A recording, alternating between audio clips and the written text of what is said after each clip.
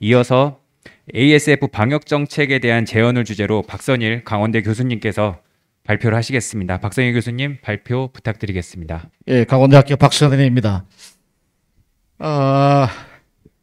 2019년 9월달, 10월달 발생 이후부터 지금까지 이 많은 이런 회의라든가 이런 포럼 자리에서 제가 발표도 하고 그랬습니다만 오늘 좀 이게 실망스러운 부분이 정책이 새로운 길을 찾자고 했는데 환경부 관계자는 한 분도 안 계신 것 같고요. 농식품부에서도 이동식 과장 혼자 이제 오신 것 같고 제가 에이스뿐만 되게 되면은 할 얘기가 너무 많아가지고요. 한편으로는 너무 실망스럽기도 하고 지금 뭐 실망을 넘어서 이제는 거의 절망 상태입니다. 오늘 여기 방금 이게 이동식 과장님이 에스프하고 AI 관련된 방역 정책을 쭉 말씀하시면서 몇 가지 주요 키워드가 나왔는데 그 키워드를 듣고 더 느낀 것이 물론 시간 관계상 충분히 말씀하지 못한 부분도 있겠지만 너무 실망스럽습니다. 자, 한두 가지만 예를 들면 방금 저기 방역단에 차량에 들어왔었을 때 그 사인 준다고 하는 지오펜싱 개념을 말씀하셨는데 지오펜싱이 실패할 확률이 너무 많습니다. 그 너무 잘 하시잖아요. 근데 그걸 또 하신다고 하니 너무 답답합니다. 그다음에 조기 검출이요. 조기 검출이 지금 가능합니까? 지금 우리나라 AI, AS 다 거의 0%입니다. 0%. 제가 이 실증 자료를 분석한 결과를 제가 말씀드리고요. 그다음 또 마지막에 과학적 방역이라는 또 말씀하셨는데 과학적인 거 하나 없습니다. 제가 2000년도 구제역이 터졌을 때 역학조사를 하면서 미국 가기 바로 전에 교통사고를 당해서 갔고 2002년도 들어와서 2003년도 HPI를 또 경험을 하고 지금 20년이 지났거든요. 아까 이게 회장님께서도 말씀하셨는데 20년 전이나 지금이나 바뀐 거 하나 없습니다. 하나도. 이 얘기를 제가 숱하게 했는데 오늘 똑같은 얘기를 또 반복하게 돼서 저 개인적으로 가슴이 너무 아픕니다. 저한테 주어진 시간이 한 30분밖에 안 돼서 슬라이드 분량은 많습니다. 오늘 패널 디스커션이 있기 때문에 참고하시라고 일부러 많은 자료를 제가 제공해 드렸고 시간 관계상 핵심적인 슬라이드만 말씀드리도록 하겠습니다. 자, 제목부터 한번 볼까요? 방역이 다시 좀 방역의 기본 원칙이 무너졌다고 제가 달았습니다. 아마 여기 계신 현장에 많이 가보신 분들은 고개를 끄덕끄덕 거릴 겁니다. 아마 정책 당국에 있는 환경문화농식품부에 계신 분들은 의견을 달리할 수 있지만 현실입니다. 현실. 예, 다음에. 여기 네 가지 위주로 말씀을 좀 드리고자 하는데요. 재현과 관련해서는 지금 현재 현장에서 어떤 문제가 일어나는지를 잘 안다면 그게 바로 재현이 되기 때문에 현장에 관련된 문제점들을 좀 설명을 좀 드리도록 하겠습니다. 네, 다음. 예, 여기 지금 그 10월 23일까지 OI에 보고된 한 2만 7천 건의 데이터를 가지고 분석을 해서 지도로 표현을 한 겁니다. 뭐 잘 아시겠습니다만은 지금 아프리카부터 왜 자기 넘어가죠? 아프리카부터 시작을 해서 지금은 한 바퀴 뺑 돌아서 지금 이게 부탄까지 와 있는 상황입니다. 그 부탄까지 왔기 때문에 한 바퀴 다 돌았다고 생각하시면 되겠습니다. 다음. 예, 여기 계절적인 뭐 이게 그 특이성이 있느냐 가지고도 또 한동안 굉장히 시끄러웠는데요. 나라별로 다 틀립니다. 유럽 전체 데이터를 분석을 해보니까 계절성이 없습니다. 그런데 인디비주얼 컨트리별로 분석을 하게 되면은 있는 국가도 있고 없는 국가도 있다. 왜 이걸 말씀드리냐면은 언제 멧돼지를 많이 잡아야 되느냐 그 얘기를 항상 하거든요.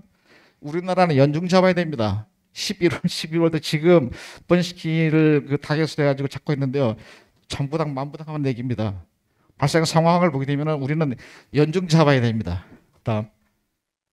자, 이게 현재까지 어제까지 1672건이 보고가 되었습니다. 저 노란색 박스가 농장이고요. 이 별표가 멧돼지입니다. 지금 현재 집중되고 있는 것이 영월, 평창, 정선 이쪽입니다. 예. 근데 지금 국립공원이 다 오염이 돼 있죠. 저기 설악산, 오대산, 여기 치악산. 행성 발생이 10월 20일이니까 지금 시간적으로 본다 그러면 이미 치악산을 타고 들어갔습니다. 그러면은 태백산맥 들어갔고 차량산맥 통과가 됐고 남은 거는 이제 소백산맥입니다. 소백산맥 빠른 애들은 올해 하반기에는 분명히 들어갈 걸로 저는 확신을 합니다. 다음 슬라이드. 자, 유행 곡선입니다. 10월 3일 날 처음 발생에서부터 10월 말일까지 일 발생 건수를 기록을 한 겁니다. 한번 보세요. 어떤 문제가 있는지. 일반적인 그 유행 곡선이나 그러게 되면은 거기에 폭발적으로 증가를 하고 피크를 이고를 한 다음에 사라지고 뚝뚝 나오다가 사라집니다. 이게 전형적인 유행 곡선이거든요. 거기 체코가 293일, 벨기에가 336일, 그러니까 여기 100일 단위로 끊어봤습니다. 제가 해보니까 체코는 여기서 끝났고 벨기에는 여기서 끝났습니다. 우리는 어떻습니까? 여기 발생 피크가 오는 것이 3월, 4월, 5일입니다. 이때는 멧돼지 새끼들이 다시 태어나가지고 활동하는 시기죠. 3, 4, 5, 3, 4, 5, 19, 20년, 21년 똑같아요. 그럼 22년 어떨 거냐? 당연히 똑같겠죠. 왜? 멧돼지 정책은 하나도 없는데 똑같이 밥 먹기가 누구나 다 아는 거 아닙니까 지금. 입 다물고 계시지 말고요. 얘기를 해야 됩니다. 이런 문제가 있다라는 거를. 유치원생들도 다 아는 얘기 아니겠습니까 이거? 그리고 100건이 증가할 때마다 시간이 얼마나 단축 되는지 한번 볼까요? 자, 여기 1월달 113일이고요. 2, 3, 4, 5로 가면서 10일에서 20일 사이로 단축돼 버려요. 100일 걸리던 것이. 21년 마찬가지죠. 22년 마찬가지일 거예요. 다음. 각 시기별로 주요 감염의 그 원인으로 작용하는 그 지역들이 있습니다. 연천, 화천, 인제, 춘천, 지금 정선입니다. 연천 한번 볼까요? 이 노란색이 처음부터 지금까지 계속입니다. 그 다음에 화천 계속이죠. 인제 계속이죠. 춘천 계속이죠. 정선 이제 시작입니다. 또 계속될 거예요. 이거 다 아는 사실이죠. 제가 분석 그리고 하지 않아도 이건 다 알 겁니다. 다음.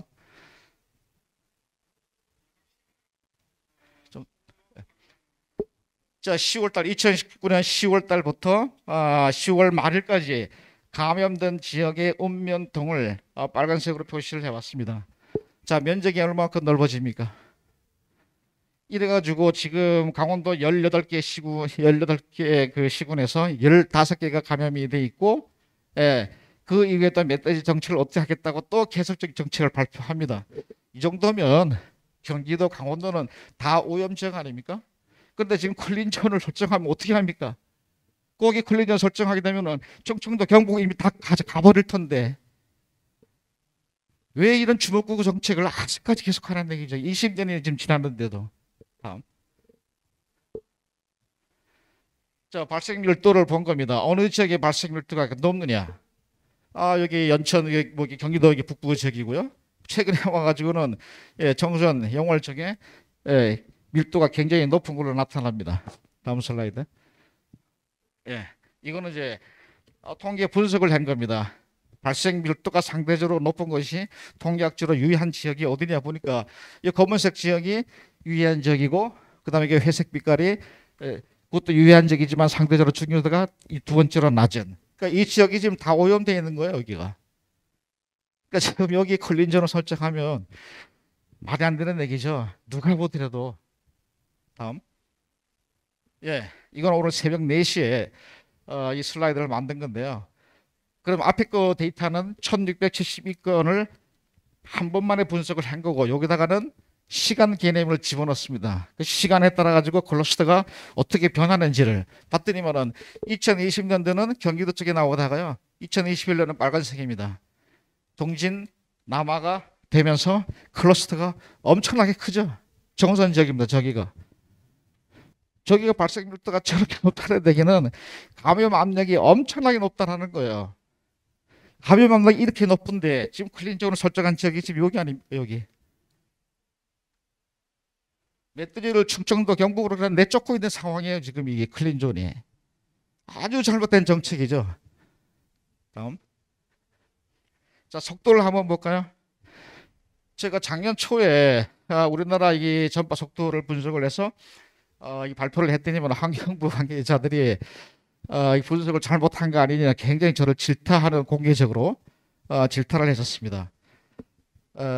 그런데 작년 4월 달에 2020년 4월 달에 환경부가 역학조사 중간 보고서 발표하면서 자기들도 월 10에서 17km 간다고 보고서를 냈습니다.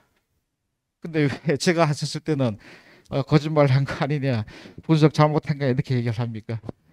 자기들도 인정을 해놓고 지금 보게 되면 제가 봤었을 때 기준이 뭐냐, 작년 11월 달입니다. 작년 11월 달까지 보게 되면은 월 7.1km였습니다. 확산 속도가. 근데 12월 달 넘어가가지고는 8.2km 증가했어요. 이게 지금 4월 말까지 데이터를 분석한 겁니다. 이게 지금 이 분석하기 위해서 서브에 그 과부가 너무 걸려서 아직까지 업데이트를 못한 상황인데, 최근 10월 달 데이터를 포함을 하게 된다 그렇게 되면 저 속도는 더 넘어질 겁니다. 아마. 네. 다음. 또 재미난 거 있습니다. 오늘 이게 앞서 발표하신 분들도 분자값에 목숨을 걸고 얘기하시는데요. 뭐 몇 건 아무 의미 없는 얘기죠. 수색을 많이 하면 많이 잡히는 거고, 수색 안 하면 안 잡히는 거예요. 결국은 뭐냐, 율을 계산해야 되죠. 검사 유형률을 보게 되면 경기도가 3.3%입니다. 이거는 8월 29일 기준입니다. 경기도. 그 이후 자료는 제가 아직 받지 못해서 분석을 못했는데, 그 100마리 중에서 3, 4마리가 감염돼 있다는 얘기입니다. 강원도 4.7%. 이거 산수액 한번 생각해 보시죠. 100마리 중에서 5마리가 감염돼 있다. 아주 너무 심각한 수준입니다. 심각한 수준. 예, 심각한 수준. 이걸 느껴야 되는데 이걸 느끼지 못하고 있는 거죠. 더 재미난 건 뭔지 아세요? 이 다음 슬라이드 한번 볼까요? 빨간 것이 검사 두수입니다. 노란색이 양성률이고요. 검사 두수는 줄어드는데 양성률은 더 확 증가합니다. 이게 뭘 의미합니까, 이게? 환경부에서 그렇게 멧돼지를 많이 포획을 하고 사체 수색을 열심히 했다고 하는데, 이미 오염 상황은 바깥에, 동장 주위의 오염 상황은 심각할 대로 심각하다는 것을 반증하는 데이터 아닙니까? 만일 검사 건수를 2019년처럼 이 정도로 증가했다면 양성률 이 천장을 뚫고 올라가죠. 수색을 안 한 겁니다. 잘 아시지 않습니까? 지금 수색을 어떻게 하고 있는지. 이런 얘기들이 오늘 패널 디스커션에서 아마 좀 나와서 잘못된 부분들이 시정이 되지 않는다면 새로운 길을 찾자, 아무 의미 없는 얘기입니다. 다음 슬라이드. 예. 그럼 우리가 또 환경부에서 이 해외 사례 벤치마킹할 때 체코, 벨기에 얘기를 항상 합니다. 그런데 놓치고 있는 부분들이 너무 많아요. 알면서도 놓치는 건지는 모르겠습니다만, 자, 체코, 벨기에 한번 간단하게 리뷰를 해보죠. 2017년 6월 달에 최초 나왔고요. 2019년 4월 19일 날 자체 청정 선언을 했습니다. 293일째입니다. 그리고 멧돼지는 230건이 나왔고, 사육돼지는 발생이 없어요. 바로 요 지역입니다. 여기 체코고요. 요 지역인데, 아시다시피 유럽은 유럽 그 법령에 의해 가지고 구획화 정책을 하고 있죠. 구획화 정책은 파트 1, 2, 3, 4로 나눠지죠. 3, 4는 토촉화 수준인 거고, 멧돼지만 발생한 파트 2예요. 그럼 얘네들이 파트 2를 여기 설정을 했단 말이죠. 여기는 발생 안 되고 파트 2입니다. 여기. 요 파트 2를 확대하면 여기 돼요. 여기가 발생 지역이고, 이 뒤에는 위험이 있을 걸로 추정되는 지역으로 구분해 놓은 거예요. 자, 근데 이 면적을 한번 보실까요? 파트 2B가 얼마냐면 89평방킬로미터입니다. 우리는 감염 지역을 어떻게 설정합니까? 면적이 수백 배죠. 한번 생각해 볼까요? 서울시 전체 면적이 600평방킬로미터 정도 됩니다. 여기에 몇 명을 투입해야지 사치 한 마리를 잡을까요? 상상을 한번 해보세요. 서울시 전체를 몇 명의 엽사나 수색반을 투입을 해야지 사치 한 건을 찾겠냔 말이죠. 과연 이런 인원은 있는가?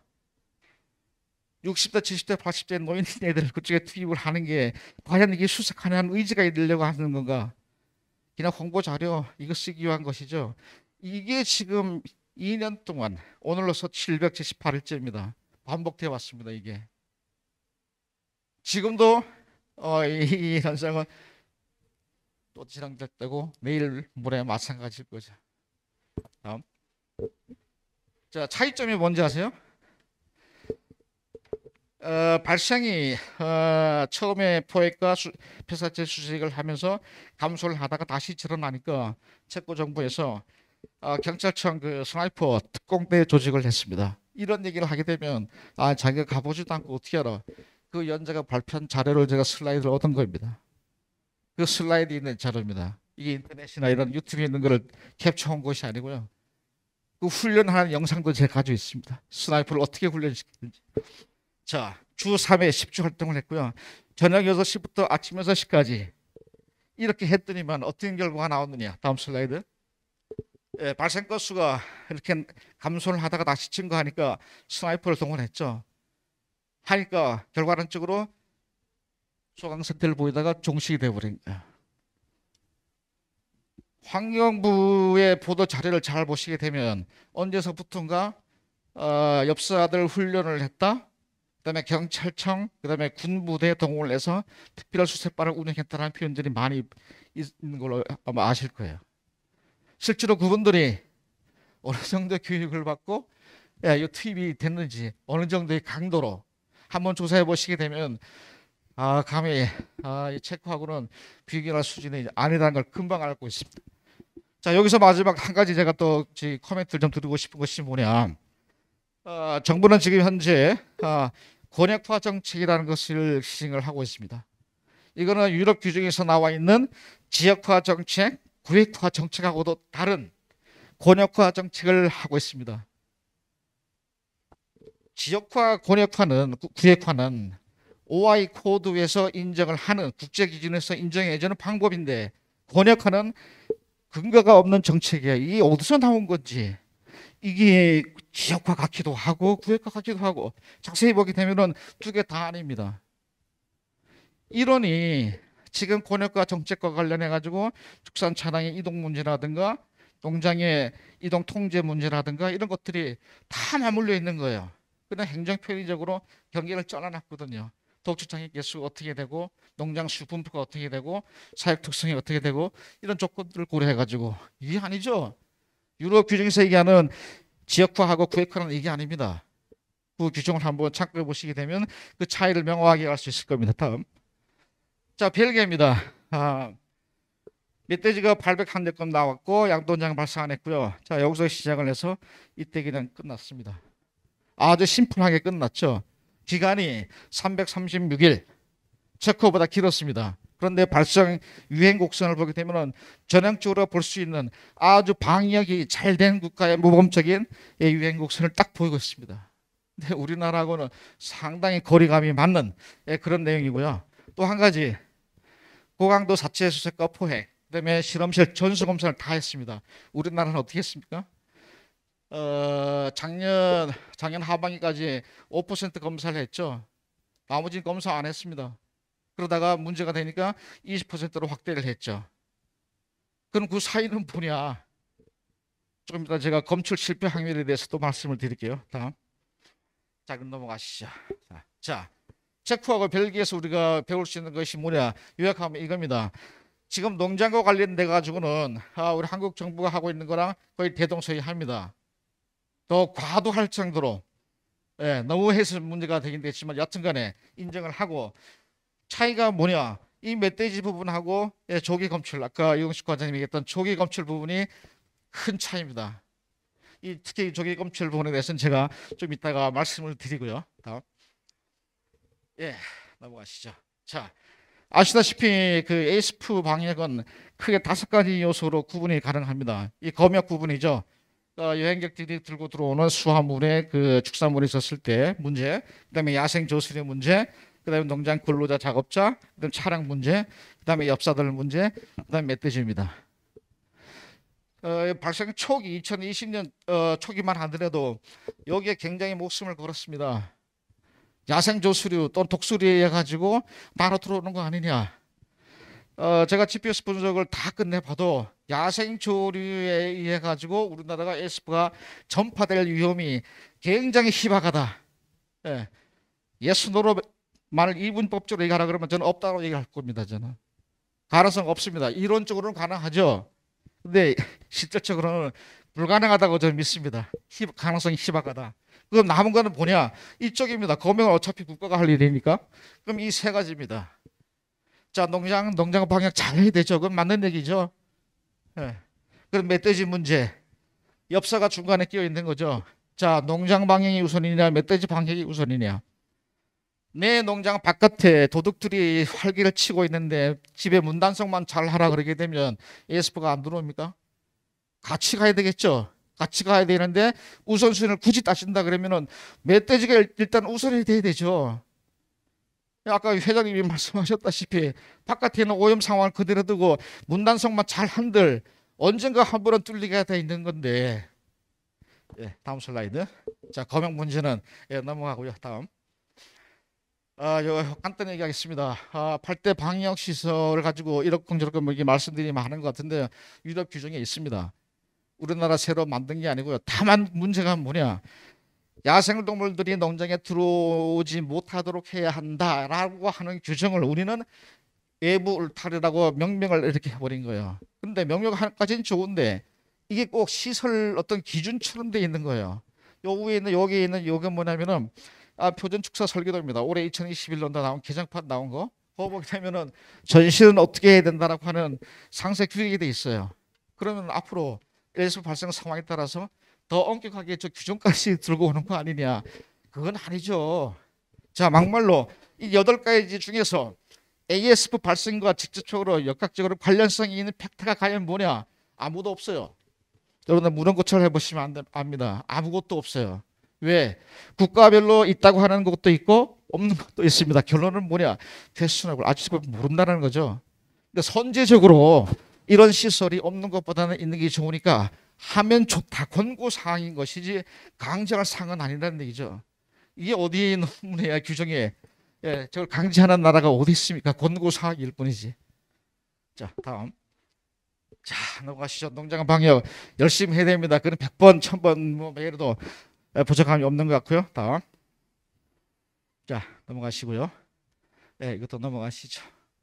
자, 요거는 한 가지 제가 커뮤니티 해야 될 부분이 있습니다. 엽사나 이런 분들 수색 반원들이 회사치 또는 포획을 하기 위해서 현장에 나갈 때 방역 수준이라든가 방역 원칙에 대한 이런 교육을 거의 받지 않는다라는 거죠. 이게 지금 문제가 된 것이 용월 발생입니다. 용월 발생.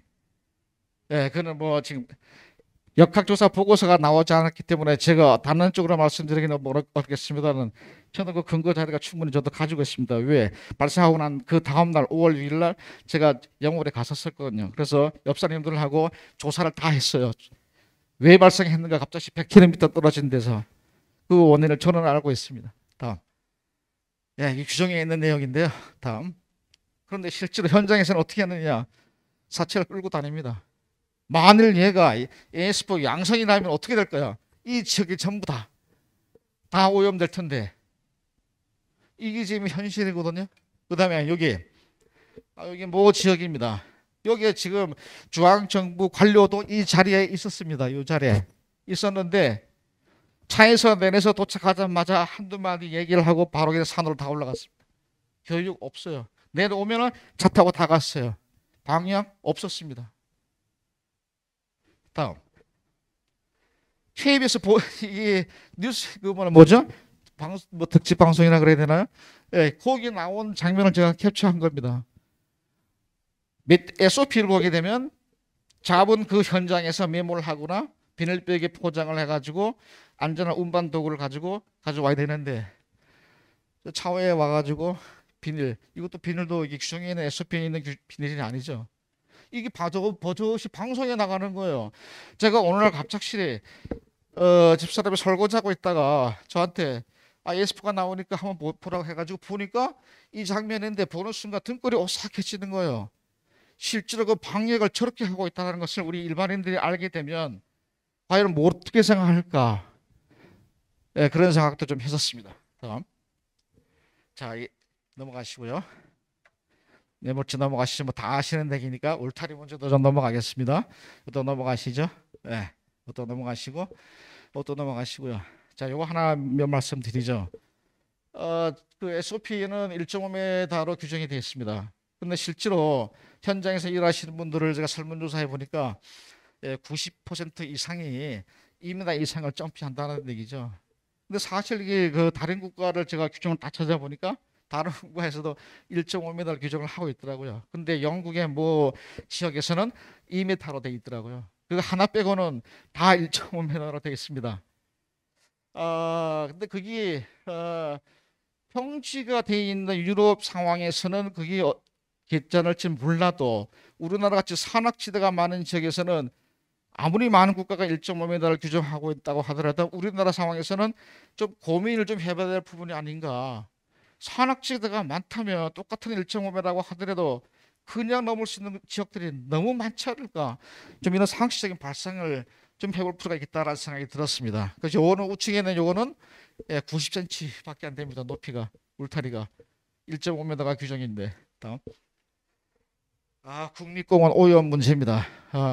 설령 국립공원 이외의 다른 지역에서는 철저하게 다 관리를 한다고 하더라도 국립공원에서는 허가받은 사람 위에는 절대 출입 자체가 금지되어 있는 지역이고 저기서 자체적으로 번식이 이루어진다 그렇게 되면 우리는 수도꼭지 틀듯이 계속 감염된 개체가 계속 매년 쏟아질 겁니다.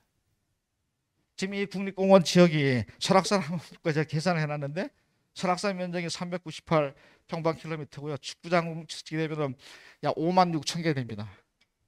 5만 6천 개나 되는 그렇게 넓은 면적을 과연 몇 명의 엽사나 수색반원을 투입을 해가지고 관리가 할까? 애장초 불가하는 얘기죠. 애당시상초. 다음. 자, 예창민검입니다. 아까 오늘 얘기에 좀 핵심이 되는 부분이기도 한데요. 여기 제가 하고 있는 게 춘천에서 춘천을 제가 가져왔습니다. 2020년 작년 8월 23일 날 이게 오탐리라고 하는 데서 처음 검출됐어요.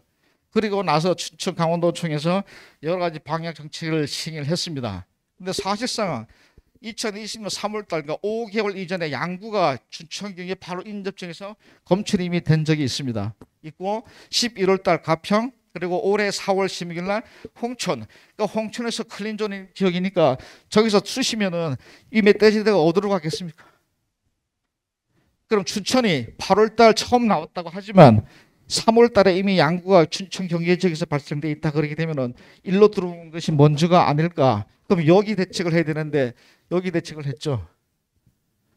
그러니까 이런 것들에 대한 고민이 너무 없이 그냥 너무 산술적으로 하는 것 같아서 기계적으로 좀 안타까운 생각이 듭니다. 다음.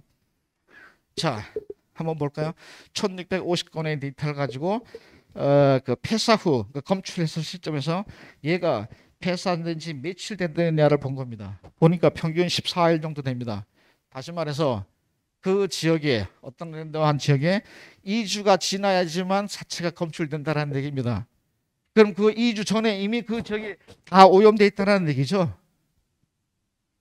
네, 이 실제 데이터입니다 이거.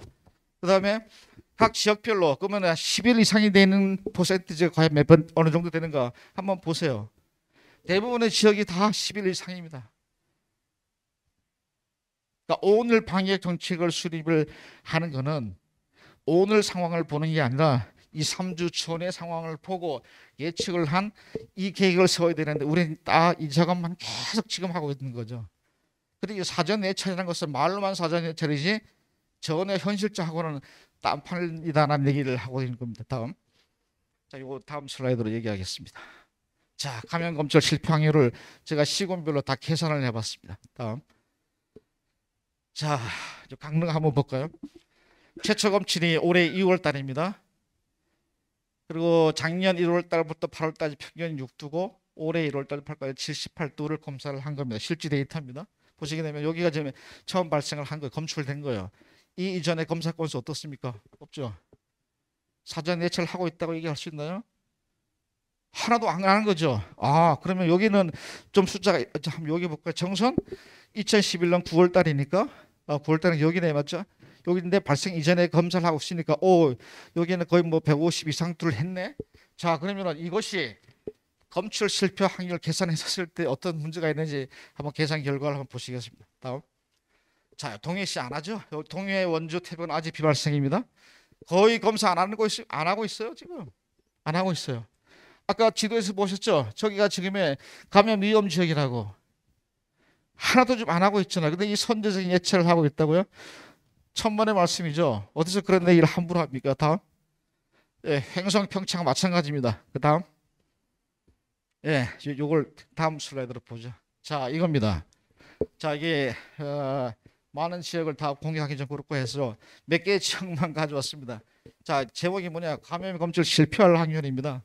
실패 확률이 어때요? 그 지역에 감염된 개체가 있다고 하더라도 검출을 못한다라는 거예요. 지금 이 검사 두수로는 전체 지역이 다. 자, 그러면 경기 강원은 지금 발생하고 있으니까 그렇다 쳐도 그 밑에 있는 충북이나 경북은 과연 어떨까? 아마 더 하지 싶은 생각이 듭니다. 이래놓고 선지장이 예측할 과학적인 방역을 하고 있다. 이 어디서 함부로 그런 얘기를 합니까? 이게 정말 너무 답답한 지형입니다. 다음. 자, 이것도 중요한 슬라이드인데요. 농식품부에서 얘기하는 그 리플렛 홍보 자료입니다. 농장 바깥은 이 바이러스 오염지기니까 굉장히 조심해라 이런 얘기입니다. 그럼 농장 바깥이 위험하면 농장 내부 방역을 잘 하고 플러스 바깥에 있는 오염 지역을 뭔가 클린하게 만드는 노력을 같이 해야 되잖아요. 근데 바깥에 있는 것은 전혀 관리를 지금 안 하고 있는 상황입니다. 네, 이거 넘어가시고요. 다음. 자, 여기 지금의 클린존 지역입니다. 올해 10월 달부터 내년 3월 달까지 6개월 동안 만두를 잡겠다고 하는 것이 클린존 계획입니다. 지금 그게 이 지역이거든요. 그리고 각 지역별로 어떤 지역의 총기 포획은 어떻게 하겠다는 계획이 잡혀져 있습니다. 여기가 지금 정선에 포함이 되어 있거든요. 정선을 한번 볼까요? 자, 넘어가시고요. 예, 여기가 정선 지역이고요. 5km, 10km, 15km, 20km를 방향을 그려봤습니다. 저기 뭐냐? 환경부 SOP에 의하면은 1일 이동 거리가 2에서 15km라고 되어 있습니다. 환경부 SOP에. 그러면은 자, 이 방향을 그려봤어요. 그럼 이 지역이 어디냐? 다음 슬라이드. 자, 이렇습니다. 지금 엄청나게 바깥으로 넘어왔죠. 예, 요 다음 슬라이드 한번 보실까요? 예, 제천 단양이 다 포함되어 있어요. 그러면은 여기에 지금 클린촌을 하면 도대체 어쩌자는 얘기입니까? 지금 위아래로 다 쫓는 결과죠. 지금 이게. 다음 슬라이드. 예, 이거는 제가 갖고 있는 데이터베이스를 총동원해 가지고 발생 위험 농장을 이거는 확인한 지역입니다. 농장. 뭐 뻔히 다 아는 지역일 테고요. 보니까 충북 제천시 송황면이라는 것이 발생 위험 지역으로 나옵니다. 이게 뭐 틀릴 수도 있는 얘기입니다. 그런데 아까 이 버퍼 분석한 결과랑 얼핏 비슷하게 나가잖아요, 맞죠? 뭐 이 지역이 발생하지 않으면 좋겠습니다만 저기에 선제적인 뭔가 조치가 필요할 것 같다는 생각이 듭니다. 다음. 네, 그다음 법령 얘기 하나는 좀 하고 지나가야 되겠습니다. 이 굉장히 중요한 부분인데요. 자, 이 법률도 굉장히 많습니다. 이 중에서 야생 그 생물 보호에 관련하는 법률이 있는데요. 23조, 42조, 50조 보게 되면 저렇게 돼 있어요. 결국 지자체에서 멧돼지를 잡느냐 안 잡느냐 결정권을 누가 가지고 있냐? 도지사, 시장, 군수입니다. 환경부 장관 아니에요. 그러면은 지금 778일 넘어가는 이 순간에 멧돼지를 잡으라고 환경부에서 공문 하나 딱 보내면은 책임을 다 한 거야. 지금 현행 규정상. 왜? 지자체가 결정권을 가지고 있거든요. 그래서 지금 무슨 문제가 벌어지고 있느냐? 충북, 경북 중에 하나입니다. 제가 뭐 표현을 못 하겠습니다만은 지자체 장이 하겠다라고 광역소급청을 개설하라고 지시를 하고 검토를 시켰는데 실무자가 안 하겠답니다. 어느 지역인지 제가 말씀 안 합니다만 지금 상황이 이러는데 가능한 얘기입니까 이게? 그리고 이 조항이 바뀌어야 되죠. 재난형 질병이 터진 친구 같은 이런 상황에서는 환경부 장관이 직권 명령할 수 있다라고 이 내용을 바꿔야 됩니다. 왜? 그래야지 발표만 안 하죠. 환경부 지금 현행 규정에 의하면은 지자체에서 열심히 잡아라라고 공문 하나 붙이면 끝입니다. 책임 소재에서 자유롭습니다. 이 규정 때문에 이 규정을 심각하게 좀 바꿔놔야 될 필요가 있다고 생각되고요. 다음. 이 항체 검사 할 얘기도 너무 많죠. 다음. 예, SOP 똑같은 이게 정의로 되어 있으면 똑같은 책인데 농식품부 SOP, 환경부 SOP가 달라요. 더 한 가지 재미있는 건 뭡니까? 멧돼지 중점 매칠 지역이 발생 농장으로 해가지고 최소 10km, 면적으로 치면 300평방킬로미터입니다. 서울시의 반입니다. 반. 서울시의 반을 중증 매찰 지역으로 한답니다. 그러면 이 지역에 중증 매찰 지역으로 설정해 놨으니까 조사를 했었어야죠. 맞죠? 21건이나 나왔는데. 자, 그럼 했습니까? 실제로? 다음. 영월로 하나 보시죠. 그냥. 영월이 여기입니다. 여기를 이게 10km로 치게 되면은 전체 면적이 한 1000평방킬로미터죠. 서울시에 거의 한 2배에 드는 거기 어떻게 돼 있냐면은 35명을 투입을 했다고 되어 있습니다. 서울시에 그 2배 되는 이 면적에 거의 되는 면적에 35명을 투입을 해가지고 폐사체가 있는지 없는지를 수색을 했다. 이거 누가 믿겠습니까? 이게 과학적으로 의미가 있는 숫자인지. 너무 좀 답답하다는 생각이 들고요. 요부터는 넘어가시죠. 지금 시간 여기서 제가 다 너무 많이 쓰는 것 같은데요. 저기 쭉 넘어가시고, 결론에 넘어가겠습니다. 다음, 여기서부터. 이건 저기 기초 감염 재생산수 리프로덕션 레이시오가 알로트 값인데요. 지금 코로나를 생각하시면 될 것 같아요. 코로나가 한창형일 때 2, 3으로 넘어갔었죠. 맞죠? 지금도 1 이상을 상회하고 있기 때문에 감염으로부터 자유롭지 않습니다. 그러면 에이스프는 과연 어떻냐? 외국에 연구한 결과 얘기 되면 농장 내에서 개체 간의 알러트 값은 2.7에서 한 5.0, 8.0까지 나오네요. 굉장히 높아요. 근데 농장 간에는 2에서 3 수준입니다. 결국 뭐냐? 감염된 농장에서만 살처분 하면 그걸로 끝이라는 얘기죠. 근데 우리는 지금 어떻습니까? 지금 2년간의 경험을 했기 때문에 앞으로는 분명히 바꿔줘야 될 부분이고요. 그럼 야생 멧돼지 관에는 어떠느냐? 리프로덕션 레이쇼가 한 2언저리쯤 됩니다. 한 2언저리. 그러면 우리나라 상황은 어떻는가? 다음 슬라이드. 우리나라 상황을 보니까 이렇게 계산이 됩니다. 여기 지금 2020년 그 하반기까지인데요. 요때가 1.28 나오고요. 그 이후부터는 1.8입니다. 이게 지금 2021년 4월 데이터까지 분석을 한 거거든요. 근데 만약 10월 달까지 닿는다 그러게 되면은 알러트 값이 1을 넘어갈 겁니다. 자, 알러트가 2를 간다는 얘기는 무슨 소리냐? 감수성 집단이 있는 데서 이 바이러스가 들어왔었을 때 이게 N승 속도로 확산한다는 얘기죠. 엄청나게 무서운 상황입니다. 이게 지금 우리가 코로나가 1.0을 갓 넘어가는데도 지금 위드 코로나 11월 달로 이제 갓 시작됐는데 AS4는 2에 육박을 한다. 국가 재난량 위급 상황이죠 지금. 근데 이 위급 상황을 제대로 받아들이고 있을까? 생산자나 방역 당국이나. 다음. 그래서 여기 대주와 기술 공감에서 이 작년 8월 달에는요. ASF가 발생했을 때 신고를 할 것인가라고 하는 설문조사를 시행을 했었습니다. 근데 뭐 응답자가 많지 않아서 뭐 대표성 있는 결과라고 하기는 뭐하지만 여튼간에 그 당시에 의견은 이랬다라는 얘기죠. 신고한다는 분들도 있겠지만 신고하지 않고 기다려 보겠다는 분도 상당히 있어요. 그러면 우리가 지금 충분히 이제 경험을 했지 않습니까? ASF의 전파력이 어떤지 아니까 날에도 제가 농장질에도 적당하게 그냥 걸린 애들은 묻고 조용히 기다릴 것 같아요. 왜? 확산 속도가 그렇게 빠르지 않으니까 전파력이. 자, 이걸 방역 당국에서는 좀 아시고 현장 상황이 어떻는지 이런 좀 공감 능력을 좀 가졌으면 좋겠다. 그리고 앞으로 이 발생 상황이 언제까지 지속될 것인가를 봤더니만은 72명이 10년 이상이 지속될 거다라고 예측을 했었습니다. 저도 여기에 한 표 던졌습니다. 10년 이상 분명히 가죠. 자, 독일 작년 9월 달에 처음 발생했죠. 폴란드에서 넘어오지 못하더라도 그렇게 국경 장애물까지도 쌓고 했는데 결국은 발생했어요. 근데 지난 9월 10일 날 기자회견했죠. 총괄 책임자가 적어도 5년 이상 간다. 적어도 5년 이상. 근데 우리나라 상황은 더 심각해요 지금. 얘네들은 그래도 지역적으로 추적이 가능하고 뭔가 해석이 가능하지만 우리는 정말 중구난방으로 발생해요. 그러니까 이게 뭐냐? 체계적으로 수색이라든가 포획이 이루어지지 않다라는 얘기죠. 그러니까 해석이 안 되는 부분들이 너무 많다라는 얘기입니다. 다음. 자, 그래서 오늘 패러디스커션에서 좀 참고하시라고 멧돼지 방역 부분, 그다음 농장 방역 부분, 정보 공유 문제 이 부분에 대해서 오늘 토론을 집중적으로 하지 않으면 아무 의미가 없고 옛날과 같은 그 상으로 또 갈 거다. 새로운 길을 찾자고 했으면 이 주제에 대해서 분명한 논의가 있어야지만 내년에 발생 상황을 좀 줄이는데 좀 기여하지 않을까 개인적으로 이런 생각을 합니다. 긴 슬라이드를 제가 짧게 요약을 하느라고 설명이 좀 빨랐는데요.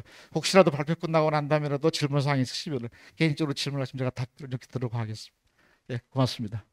ASF 방역 정책에 대한 제언을 해주신 박성희 교수님 말씀 잘 들었습니다. 감사합니다.